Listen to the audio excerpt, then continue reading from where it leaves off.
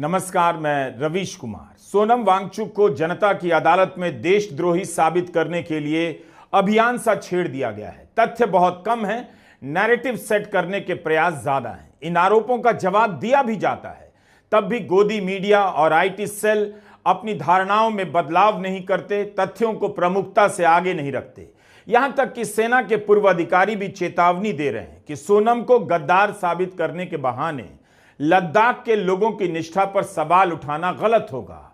उनके मुद्दों को समझना चाहिए।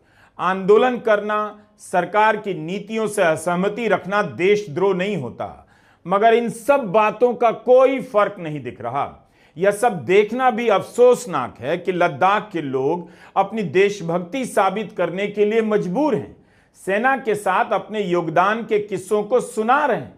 इसके बाद भी उनके आंदोलन में पाकिस्तान का हाथ बताया जा रहा है। पुलिस की जांच का इंतजार किया जाना चाहिए। यह भी किस आधार पर कहा जाए, जब इस तरह की धारणाओं को पुलिस प्रमुख के बयान के बाद ही बल मिलने लगा।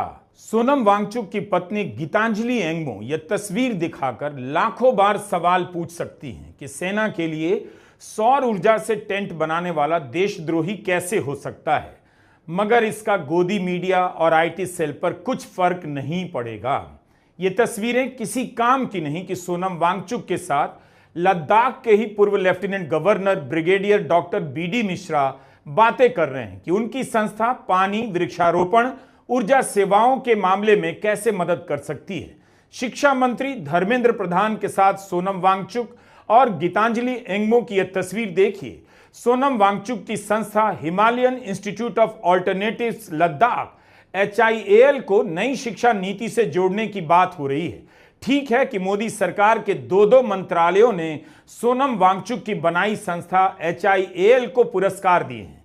उनकी पत्नी गीतांजलि एंगमो को 2022 में नीति आयोग ने विमेन ट्रांसफॉर्मिंग इंडिया के अवार्ड से सम्मानित किया। भारत में 75 महिलाओं को यह सम्मान दिया गया था। गीतांजलि एंगमो ने राष्ट्रपति, प्रधानमंत्री और लद्दाख के उपराज्यपाल को पत्र लिखा है, सोनम की रिहाई की मांग की है। आप उनका अगर रिकॉर्ड करियर देखें तो वो एक बहुत ही महत्वपूर्ण एजुकेशनिस्ट हैं हिंदुस्तान के, एक बहुत महत्वपूर्ण साइंटिफिक टेक्नोलॉजिकल इनोवेटर हैं।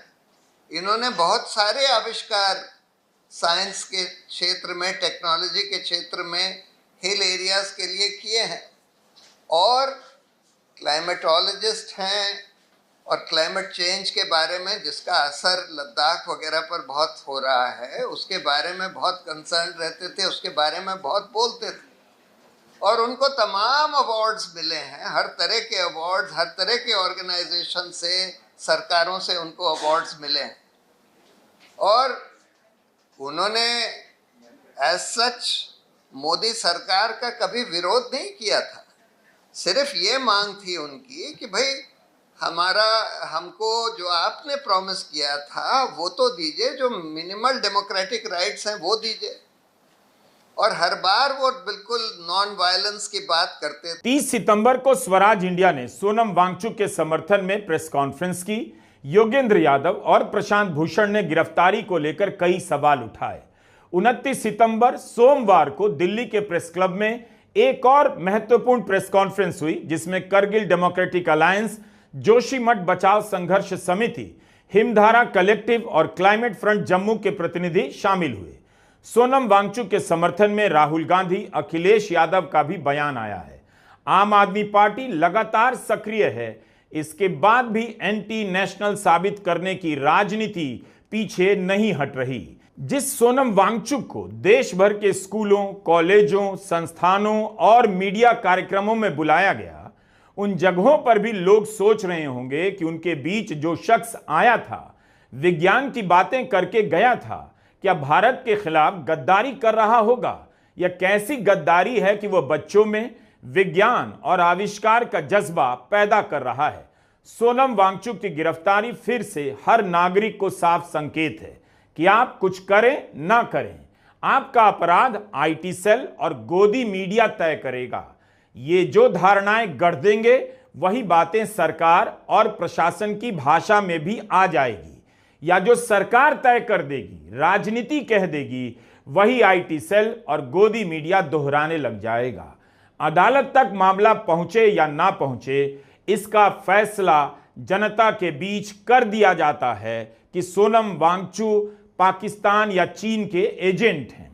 अमूल्या लियोना नरोहना तो याद होगी, फरवरी 2020 में बेंगलुरु में नागरिकता कानून के विरोध में उसने मंच पर 3 बार पाकिस्तान और 6 बार हिंदुस्तान जिंदाबाद के नारे लगा दिए। मंच पर अफरा तफरी मच गई। टीवी और आईटी सेल के डिबेट में यह बयान आग की तरह फैल गया। बजरंग दल के लोग उसके घर पहुंच गए तो पिता ने कह दिया, उसे जेल में सड़ने दीजिए, हाथ पैर तोड़ दीजिए। अमूल्या गिरफ्तार हो गई। पिता ने ही बेटी का साथ नहीं दिया। राजद्रोह के आरोप में अमूल्या 4 महीने जेल में रही। बेंगलुरु पुलिस ने 90 दिनों के भीतर चार्जशीट दायर नहीं की। इसी आधार पर जमानत मिली और 110 दिनों के बाद अमूल्या जेल से बाहर आई। लेकिन उस समय के कवरेज को याद कीजिए, यूट्यूब, गूगल में जाकर सर्च कीजिए, देखिए कि कितनी दहशत पैदा कर दी गई थी। इस तंत्र ने इतना कोहराम मचा दिया कि बाप ने ही घबरा कर बेटी का साथ छोड़ दिया। सोनम वांगचुक की गिरफ्तारी पहली घटना नहीं है, बल्कि ऐसी गिरफ्तारियों से बार बार संदेश दिया जाता है कि कभी भी किसी के खिलाफ गोदी मीडिया और आईटी सेल गद्दार होने, पाकिस्तान परस्त होने का माहौल बना सकता है और उसके असर में कोई भी गिरफ्तार किया जा सकता है। इसी तरह जून 2017 में मध्य प्रदेश के मोहत गांव के 17 मुसलमानों को गिरफ्तार कर लिया गया कि इन लोगों ने पाकिस्तान के मैच जीतने पर मिठाइयां बांटी, पटाखे फोड़े। इनमें से 2 नाबालिग भी थे। गोदी मीडिया में जमकर इन्हें देशद्रोही बताया गया। कुल 17 लोगों पर देशद्रोह का मुकदमा चला, जेल गए, मगर 6 साल के बाद मध्य प्रदेश के बुरहानपुर की एक जिला अदालत ने सभी आरोपों को निराधार पाया। पुलिस का केस झूठा साबित हुआ। गवाहों ने कोर्ट के सामने कहा उनसे झूठे बयान दिलवाए गए। शिकायतकर्ता हिंदू थे, उन्होंने भी माना कि पुलिस के दबाव में झूठा बयान दिया।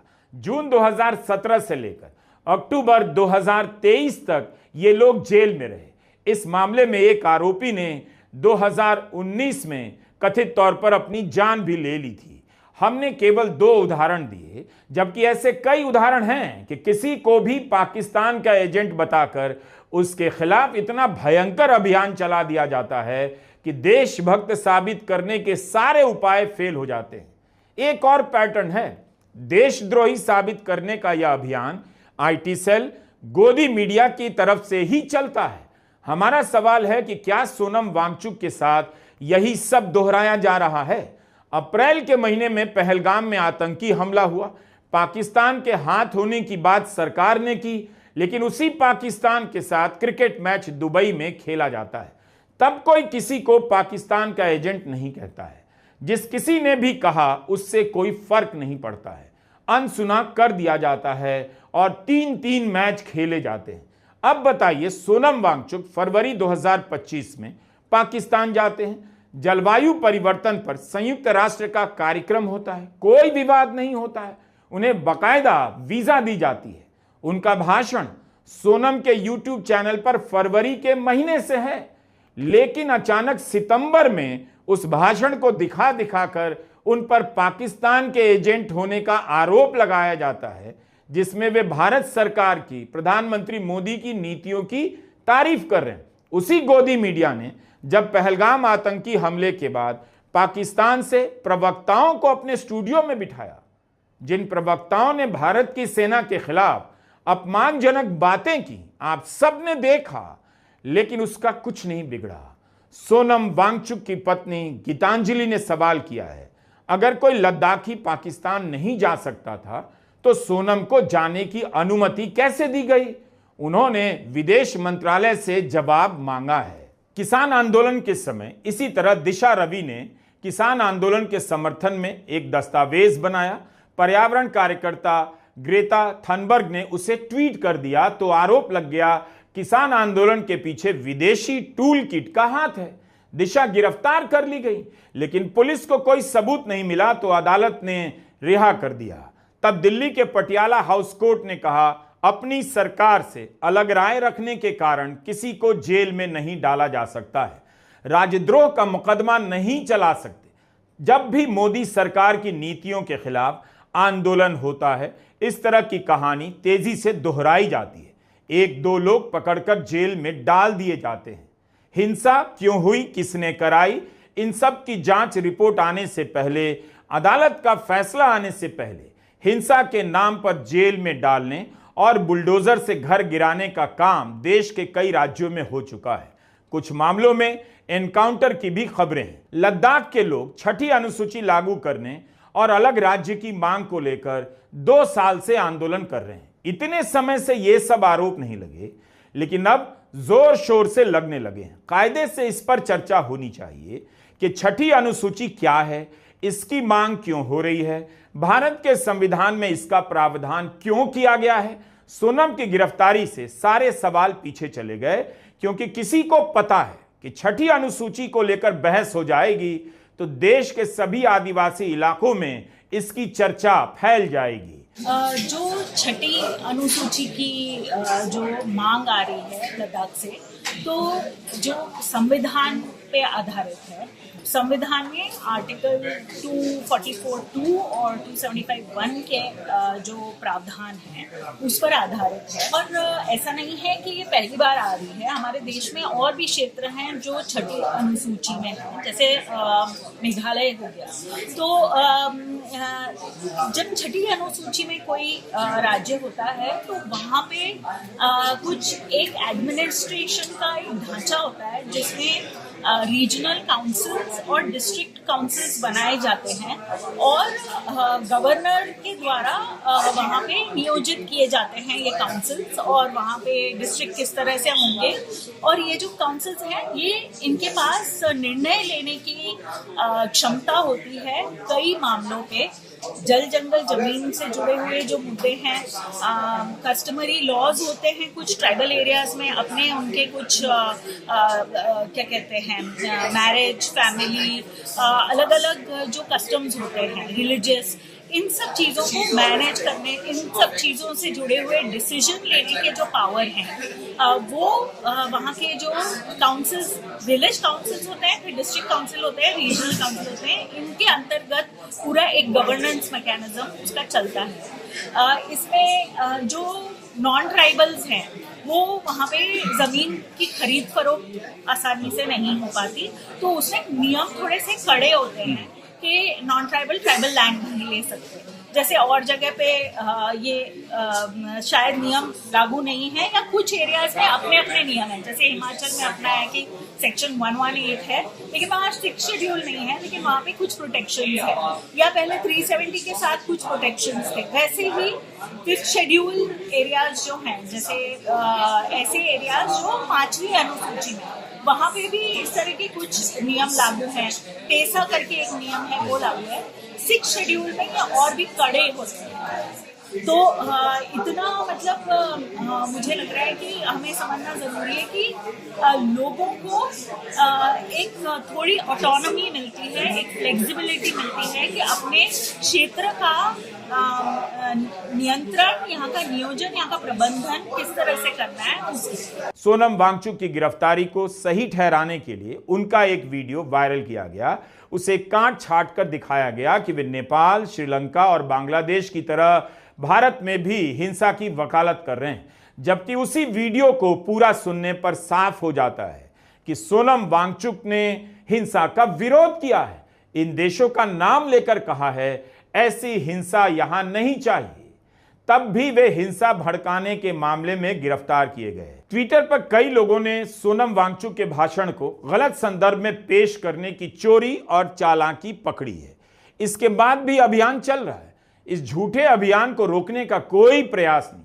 पीआईबी का फैक्ट चेक नहीं है और ना लद्दाख प्रशासन की तरफ से खंडन है। लेकिन सोनम वांगचुक के समर्थन में और उनकी पत्नी ने जो सफाई दी है उस पर लद्दाख प्रशासन का जवाब आया है। इसके बारे में हम आगे बात करेंगे। बीजेपी के आईटी सेल के चीफ हैं अमित मालवीय, उन्होंने भी इस भाषण का क्लिप डाला है। लिखा है क्रोनोलॉजी समझिए। इसमें सबसे पहले सोनम वांगचुक के उस भाषण का इस्तेमाल हुआ है जिसमें सोनम वांगचुक ने कभी कहा ही नहीं, जैसा अमित मालवीय दावा कर रहे हैं। इस बात को ट्विटर पर ऑल्ट न्यूज के जुबैर सहित कई लोगों ने चुनौती दी है। पूरा भाषण चलाकर दिखाया है कि सोनम वांगचुक तो यह कह रहे हैं कि हमें शांतिपूर्ण प्रदर्शन करना चाहिए, भूख हड़ताल करनी चाहिए, ना कि नेपाल, बांग्लादेश या श्रीलंका की तरह हिंसा करनी चाहिए। लेकिन उनके भाषण का यह सब हिस्सा काट दिया गया और इस तरह से दिखाया गया जैसे वे हिंसा के लिए उकसा रहे हैं। आखिर सोनम वांगचुक के खिलाफ झूठ और प्रपंच का सहारा क्यों लिया जा रहा है? अगर ठोस आधार होता तो किसी फोटो को लेकर, किसी भाषण के क्लिप को लेकर यह सब नहीं करना पड़ता। इस आधे अधूरे वीडियो को गोदी चैनलों पर भी चलाया गया है, जिनका काम यह होना चाहिए कि इस वीडियो की जांच करते, दर्शक को सच बताते, लेकिन वे भी आईटी सेल के क्रॉप वीडियो को चलाते हुए पकड़े गए हैं या फिर इस वीडियो की सच्चाई बताने के लिए आगे नहीं आए हैं। हमें नहीं पता कि वीडियो की सच्चाई सामने आने पर उन गोदी चैनलों ने क्या स्पष्टीकरण दिया है। हैरानी की बात है, आधे अधूरे वीडियो से जो साबित किया जा रहा है वही बातें या मिलती जुलती बातें करीब करीब धारणाओं में उपराज्यपाल, पुलिस महानिदेशक की बातों से भी निकल रही हैं। दोनों ने कहा है कि सोनम ने नेपाल, बांग्लादेश या श्रीलंका की बात की, लेकिन सोनम ने तो ऐसा कहा ही नहीं। सोनम ने कहा है कि इन देशों की तरह हिंसा नहीं करनी चाहिए। लद्दाख केंद्र शासित प्रदेश के उपराज्यपाल कविंद्र गुप्ता का मीडिया में छपा बयान देख रहा था, जिसमें वे दोहराते हैं कि यहां के आंदोलन की तुलना बांग्लादेश और नेपाल के साथ की जा रही थी, जबकि सोनम वांगचुक ने तो यही कहा है नेपाल, श्रीलंका और बांग्लादेश की तरह हिंसा नहीं करनी है, शांति के साथ प्रदर्शन करना है। क्या किसी देश की हिंसा का उदाहरण देकर हिंसा का विरोध करना अपराध माना जाएगा? कविंद्र गुप्ता ने अपने बयान में कहा है 2-3 दिन पहले से ही यह साजिश चल रही थी, तो 3-4 दिनों से लद्दाख प्रशासन क्या कर रहा था? फिर वहां हिंसा कैसे हो गई? लद्दाख का आंदोलन लंबे समय से चल रहा है। अगर विदेशी साजिश थी तो सरकार को 24 सितंबर के बाद ही इसका ध्यान क्यों आया? उसके पहले तो सरकार इस आंदोलन से जुड़े संगठनों से बात कर रही थी, सोनम वांगचुक से भी बात कर रही थी। हिंसा के बाद भी बातचीत हुई है जो सफल नहीं रही। दिल्ली तक लद्दाख के लोग चलकर आए सोनम वांगचुक के साथ। तब कौन सी विदेशी ताकतें इनके साथ पैदल चल रही थीं और तमाम एजेंसियों को पता नहीं चला? अगर डीजीपी जामवाल को लगता है कि इसमें पाकिस्तान का हाथ हो सकता है, तब वे ये भी बता दें कि पाकिस्तान की साजिश कैसे सफल हो गई, जबकि इसी साल पहलगाम में आतंकी हमला हुआ, ऑपरेशन सिंदूर हुआ, इसके बाद भी पाकिस्तान इतनी आसानी से आंदोलन की साजिश कर रहा है। लद्दाख एपेक्स बॉडी के सह संयोजक छेरिंग दोरजे लकरुक ने कहा है, लद्दाख के आंदोलन के ऊपर एंटी नेशनल होने का आरोप लगाया गया है तो साबित भी करना होगा। दोरजे कभी बीजेपी के नेता हुआ करते थे, अब उन्होंने पार्टी छोड़ दी है। उनका कहना है कि पता लगाना चाहिए यह सब कहां से शुरू हुआ। सोमवार को दिल्ली के प्रेस क्लब में एक प्रेस कॉन्फ्रेंस हुई। इसमें मांग की गई कि सोनम वांगचुक को रिहा किया जाए। करगिल के मुख्य कार्यकारी पार्षद और करगिल डेमोक्रेटिक अलायंस के सज्जाद करगिल भी इस प्रेस कॉन्फ्रेंस में शामिल थे। जो भी दंगे हुए हैं उस पूरी की पूरी रिस्पॉन्सिबिलिटी यूटी एडमिनिस्ट्रेशन पे लागू होती है, और जो इल्जाम लगाए गए हैं वो तो बेबुनियाद इल्जाम है, उसकी कोई हकीकत ही नहीं है। कोई देखिए ना, यहाँ देश में आप सभी लोग मीडिया वाले हैं, आप लोग कवर भी करते हैं, बहुत सारे लोग ऐसे लोग हैं जिन्हें 8-8 साल जेलों में रखा जाता है, फिर कोर्ट बोलता है कि वो बाहर से बरी हो गए। तो ये इल्जाम लगाने से कोई आदमी मुजरिम नहीं बनता है, उसके लिए सबूत देना पड़ता है। और लद्दाख के लोग हमेशा देश के साथ खड़े रहे हैं, खून दिया है इन सरहदों की के प्रोटेक्शन में, चाहे आपको कारगिल का बॉर्डर हो या आपको चाइना का बॉर्डर हो। और आज आप उन्हीं लोगों को जो है विलन बनाने की पॉलिटिक्स कर रहे हैं, ये पॉलिटिक्स हमें अच्छी नहीं लगती। जाहिर सी बात है कि ये जो रिजेंटमेंट है लोगों का, और जिन लोगों को अरेस्ट किया है, सोनम वांगचुक जी हमारे अपेक्स बॉडी के लीडर हैं और हमारी जो सब कमेटी और हाई पावर कमेटी में भी शामिल करने की हमने अभी मांग रखी थी, वो तो हमारे लीडर हैं ही। उसके साथ साथ दूसरे लीडर जो यूथ लीडर्स हैं हमारे अपेक्स बॉडी रहे थे, उन तमाम लोगों के अनकंडीशनल रिलीज की भी बात हम रखेंगे। लद्दाख पुलिस के महानिदेशक डॉक्टर SD सिंह जामवाल का बयान है कि सोनम वांगचुक की प्रोफाइल और हिस्ट्री यूट्यूब में उपलब्ध है, वहां वे लोगों को उकसाने वाली बातें कर रहे हैं। अरब स्प्रिंग, नेपाल, बांग्लादेश, श्रीलंका की बातें कर रहे हैं। कमाल है, किसी की प्रोफाइल और हिस्ट्री यूट्यूब में है और उसके बारे में पुलिस को 24 सितंबर के बाद पता चला। अब देखिए सरकार की मैलाफाइडीज, एनएसए का ऑर्डर इशू कर दिया प्रिवेंटिव डिटेंशन का, और आज तक, अब देखिए 5 दिन हो गए, आज 5वां दिन है, आज तक वो ऑर्डर सर्व भी नहीं किया, जबकि कानून में लिखा है कि 5 दिन के अंदर वो ऑर्डर उनको सर्व करना होता है। आज तक वो ऑर्डर सर्व नहीं किया, उनको जोधपुर जेल ले जाकर बंद कर दिया।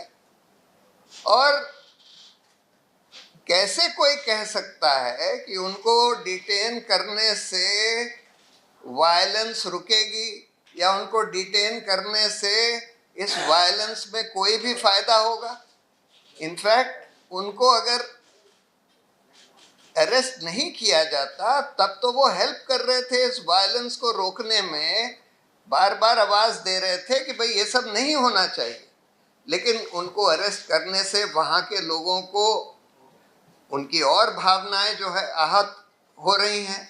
और ये इसी से एविडेंट है कि भाई दोनों, जो लद्दाख की काउंसिल है, एपेक्स बॉडी है, और कारगिल की एपेक्स बॉडी है, दोनों ने बोल दिया है कि जब तक आप इनको छोड़ेंगे नहीं और जब तक ये कर्फ्यू वगैरह नहीं हटाएंगे तब तक हम आगे बात नहीं कर सकते, आप लोग जो बात करना चाहते हैं।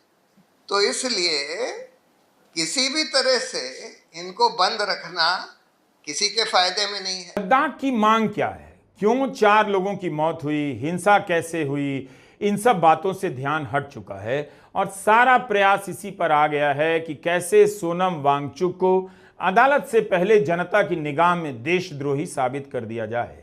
लद्दाख पुलिस के महानिदेशक SD सिंह जामवाल ने कहा है कि हमने एक पाकिस्तान PIO को भी पकड़ा था जो इनके साथ उनकी रिपोर्टिंग करके अक्रॉस भेज रहा था, यानी सीमा पर।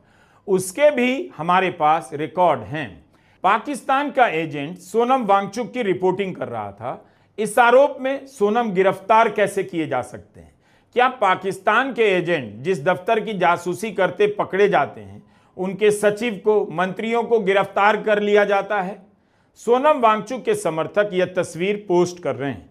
कांग्रेस ने भी मई 2023 में इस घटना को लेकर प्रेस कॉन्फ्रेंस की थी। मई से लेकर जुलाई अगस्त 2023 में तमाम जगहों पर इस बारे में खबरें छपी हैं। रक्षा मंत्रालय से जुड़े DRDO की पुणे लैब के निदेशक और RSS के स्वयंसेवक प्रदीप कुरुलकर को पकड़ा गया। प्रदीप पर कथित रूप से आरोप लगा कि उन्होंने पाकिस्तान की एजेंट को भारत के मिसाइल सिस्टम की जानकारी दी। ज़ारा दासगुप्ता के झूठे नाम से एक पाकिस्तानी एजेंट उनसे बातें कर रही थी। उसी के बहकावे में आकर कुरुलकर ने कथित रूप से जानकारी दी। फरवरी में इनके खिलाफ जासूसी के मामले के तहत ड्राफ्ट चार्जशीट दायर हुई है, जिसमें 14 साल तक की सजा का प्रावधान है। इसके आगे की हमें जानकारी नहीं है। प्रदीप कुरुलकर का उदाहरण क्यों दिया जा रहा है? इसलिए दिया जा रहा है क्योंकि जासूसी के आरोप उन पर लगे तो गिरफ्तार उन्हें किया गया, ना कि जिस विभाग में काम कर रहे थे उसके सदस्यों को गिरफ्तार किया गया।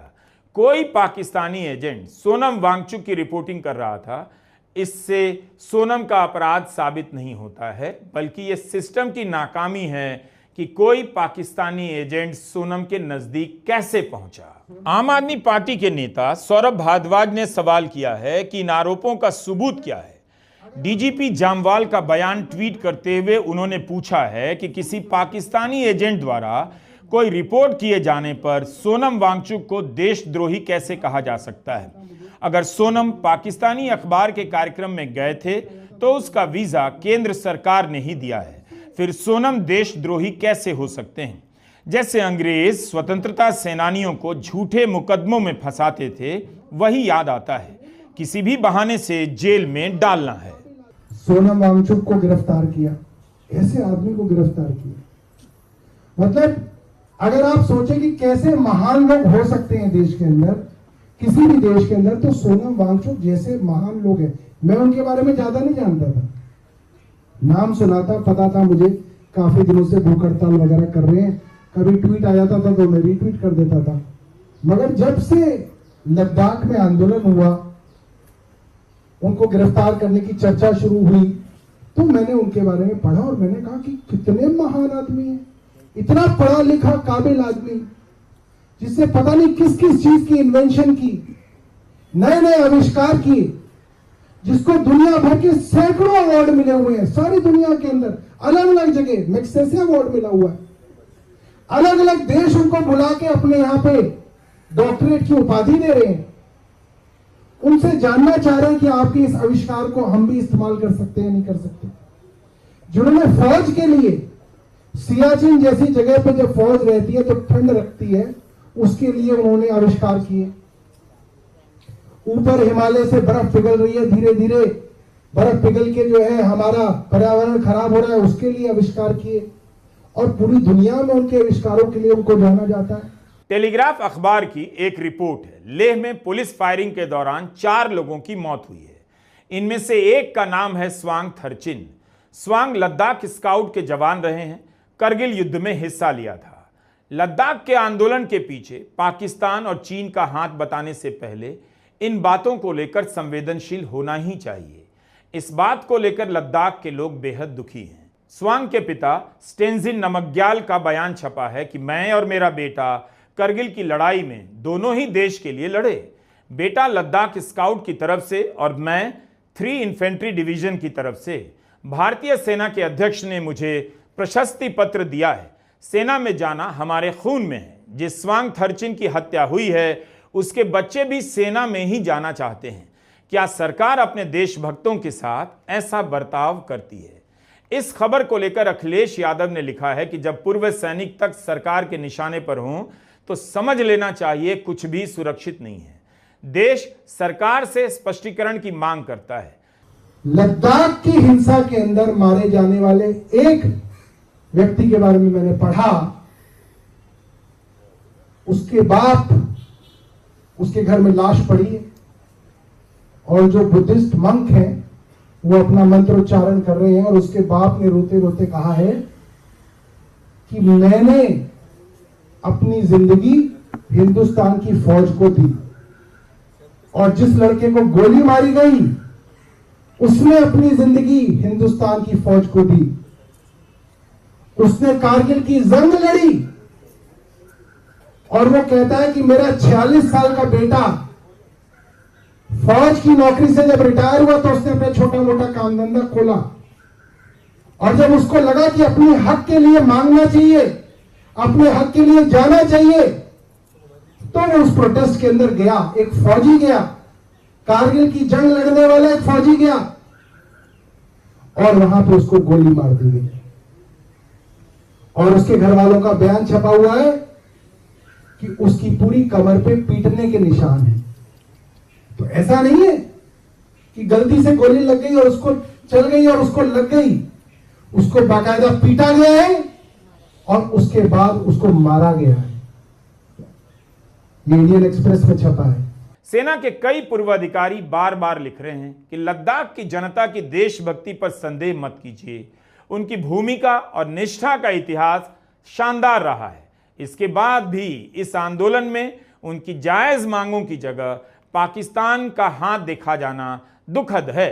Retired lieutenant general HS Panag ने लिखा है कि देश हम सब के बीच मौजूद सबसे निष्ठावान और देशभक्त लोगों को अलग थलग करने की बहुत बड़ी कीमत चुकाने वाला है। Retired major general GD Bakshi ने ट्वीट किया है कि लद्दाख के लोगों ने भारत की रक्षा के लिए जान दी है, वीरता के कई पुरस्कार जीते हैं। रणनीतिक रूप से लद्दाख एक बेहद अहम सीमावर्ती इलाका है। हम इन जांबाज लोगों को अपने से दूर नहीं होने दे सकते। उनकी मांगे गलत नहीं है। Retired lieutenant general Vinod Bhatia ने लिखा है, लद्दाख के लोगों की वजह से ही भारत चीन का सामना कर पाया है। करगिल और गलवान में वहां के लोगों ने सेना का साथ दिया। उनकी मांगे सुनी जानी चाहिए। सोनम वांगचुक बता रहे थे कि लोग अपने खर्चे पे बसेस कर करके कारगिल के युद्ध के अंदर गए सेना की मदद करने के लिए, उनका सामान उठाने के लिए, उनको जितनी लोकल असिस्टेंस चाहिए वो देने के लिए। जिस इलाके में भारत का मुकाबला चीन से है और भारत की सेना स्थानीय लोगों की मदद पर निर्भर है और स्थानीय लोग आउट ऑफ द वे जाके हर तरह से मदद करते रहे हैं, रिकॉर्ड है।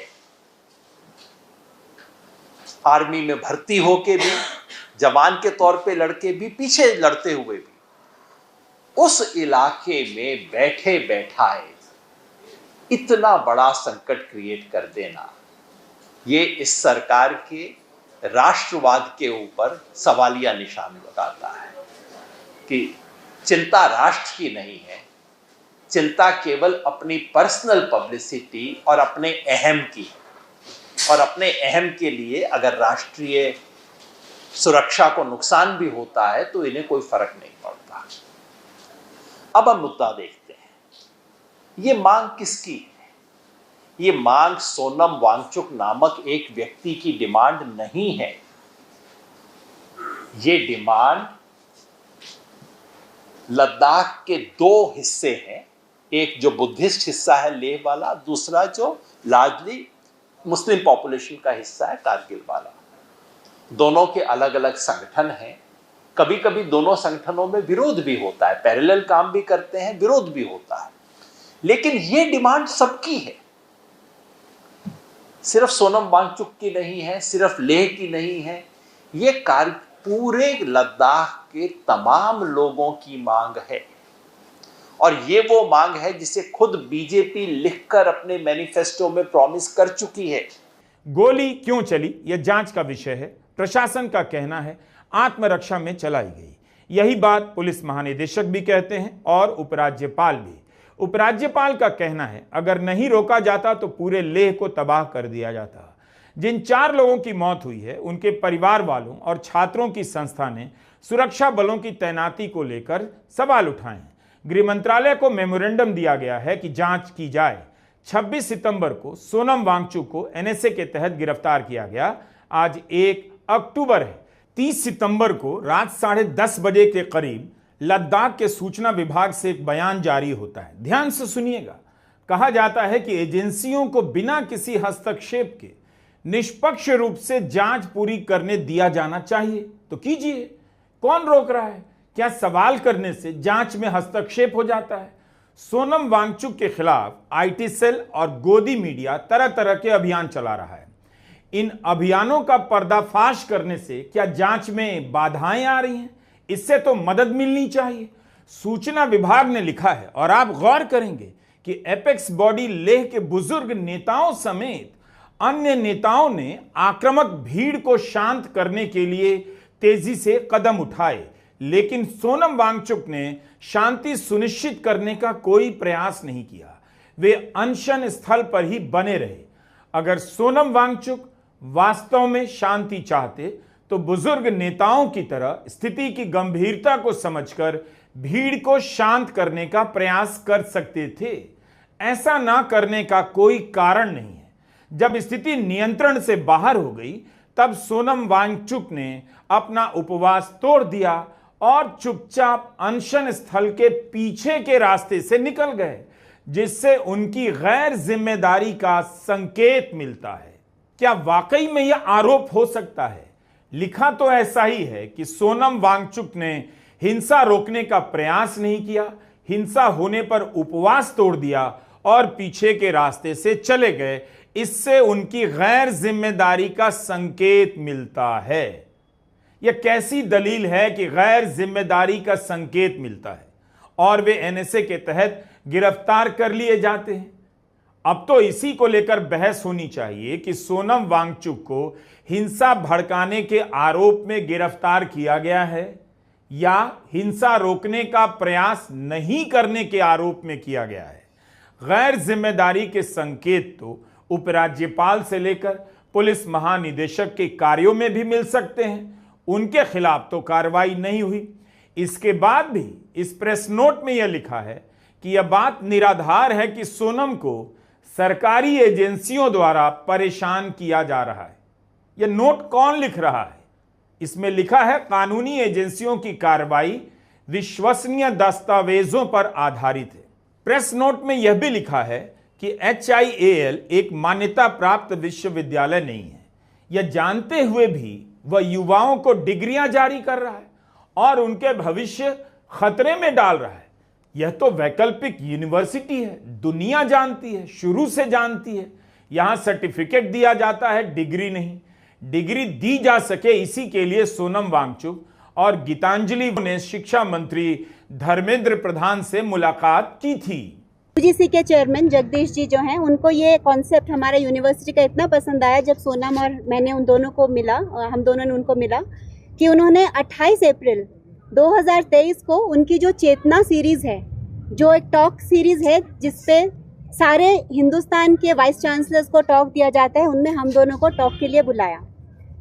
फिर धर्मेंद्र प्रधान जी इंस्पायर करने के लिए और वाइस चांसलर्स को कि न्यू एजुकेशन पॉलिसी पर अमल कैसे किया जाए वो लद्दाख से सीखें, इसके लिए यूजीसी चेयरमैन ने हमें खुद सारे वाइस चांसलर्स को लेक्चर देने के लिए बुलाया। तो इससे आप समझ सकते हैं कि इसकी अहमियत क्या है। हाँ जी। और फिर 15 मार्च 2023 को हमने धर्मेंद्र प्रधान जी जो यहाँ एजुकेशन मिनिस्टर हैं, सोनम और मैंने उनको मिला और उन्होंने बहुत प्राउडली ट्वीट भी किया हमारी मीटिंग के बारे में। लेकिन 5 नवंबर 2024 को जब मैं धर्मेंद्र प्रधान जी को दोबारा मिली तो विदाउट मिंसिंग एनी वर्ड्स उन्होंने ये कहा कि आप उड़ीसा से हैं और हम आपसे बहुत प्राउड हैं, लेकिन हमारे लिए गीतांजलि, हयाल और सोनम वांगचुक सेम हैं और जब तक सोनम वांगचुक 6 शेड्यूल के लिए फाइट करते रहेंगे तब तक आपकी फाइल होल्ड पे रहेगी। तो खुद यूजीसी ने और मिनिस्ट्री ऑफ एजुकेशन ने हमारे यूनिवर्सिटी की फाइल को होल्ड पे रखा है, जो कि 3 साल से पेंडिंग है। मगर साथ में मैं ये भी कहूँगा कि यूनिवर्सिटी फॉर्मली रजिस्टर्ड नहीं बना है, मगर एक अल्टरनेटिव यूनिवर्सिटी ज़रूरी नहीं है फॉर्मली रजिस्टर्ड हो। ऐसा लग रहा है कि सोनम की गिरफ्तारी के ठोस कारण नहीं मिल पा रहे, इसलिए जो भी मिल रहा है उसे कारण बना दिया जा रहा है। सोनम वांगचुक की तारीफ इसीलिए तो की जाती है कि उन्होंने शिक्षा का अलग मॉडल बनाया। 3 इडियट्स फिल्म में उनके किरदार को इसी वजह से जगह मिली। कौन बनेगा करोड़पति में वे यही तो बता रहे हैं कि उनकी संस्था में उन बच्चों को प्राथमिकता दी जाती है जो अपने स्कूल में फेल हो जाते हैं और वहां बैठी जनता तालियां बजा रही है। यह सब अपराध का कारण कैसे हो सकता है? धर्मेंद्र प्रधान ने तो अपने इस ट्वीट में यही लिखा है कि सोनम वांगचुक शिक्षा में बदलाव का काम कर रहे हैं, ट्रांसफॉर्म कर रहे हैं, प्रयोग और खोज की संस्कृति का विकास कर रहे हैं। क्या यह सब अपराध हो गया? तब तो होम स्कूलिंग करने वाले माताओं और पिताओं को एक दिन जेल में डाला जा सकता है। उन्हें भी अब सावधान रहना चाहिए। रविंद्रनाथ टैगोर ने शांति निकेतन बनाया, शिक्षा का अलग मॉडल बनाया। क्या अलग मॉडल बनाना बरगलाना है, भविष्य खतरे में डालना है? गैर जिम्मेदारी के आधार पर क्या एनएसए लगाया जा सकता है? एफसीआरए, पाकिस्तानी कनेक्शन, फर्जी डिग्री देने का आरोप जैसे ही एक आदमी के खिलाफ राज्य की संस्था खड़ी होती है, उसकी जिंदगी के हर पहलू को आपराधिक बनाया जा सकता है। सोनम वांगचुक के मामले से यही साबित होता लगता है और उनकी गिरफ्तारी का सबसे खतरनाक पहलू यही है कि अब गिरफ्तारी को सही ठहराने के लिए सही दलील की भी जरूरत नहीं। इसी बिंदु पर सोनम की गिरफ्तारी सबके लिए चेतावनी है। आपके घर से कुछ भी खोजकर अपराधी साबित कर दिया जा सकता है। हो सकता है कि आपका अलग सोचना भी एक दिन अपराध घोषित कर दिया जाए और आपका किसी भी विषय पर नहीं सोचना भी अपराध हो सकता है। इसलिए आप तय नहीं कर सकते आज के भारत में कि सोचना खतरनाक है या नहीं सोचना ज्यादा खतरनाक है। इसलिए हमारा वीडियो दिन रात और दिन में 4 बार देखा कीजिए। नमस्कार, मैं रवीश कुमार।